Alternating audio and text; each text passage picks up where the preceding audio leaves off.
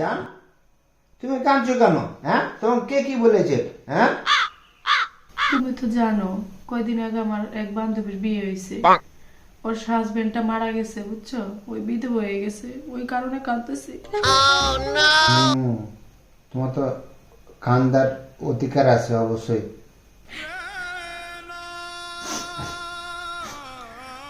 জান, আমার মাথায় না একটা আইডিয়া আছে। তুমি যদি কিছু মনে না করো তাহলে আমি তোমাকে এটা শেয়ার করতে পারি। কি বলো? তুমি তো জানোই যে বিধবা মহিলাকে বিয়ে করলে অনেক সওয়াব পাওয়া যাবে, এটা আল্লাহ রাসূলের কথা। ঠিক আছে, তোমার বান্ধবী বিধবা হয়ে গেছে, আমি চাইতেছি কি তোমার ওই বান্ধবীকে আমি বিয়ে করে আমি সওয়াবটা কামাই নিই, আর তুমিও তোমার বান্ধবীর কাছে পাইতেছ, সেটা তোমার দুঃখটা দূর হয়ে যাব। কেমন নেবো? হ্যাঁ, আইডিয়া তো ঠিকই দিছো, কিন্তু এমন কিছু করো না যে আমি তোমার মানে নিজেই বিধবা হয়ে যাই আর আমারে বিয়ে করে অন্যজন সব কামা।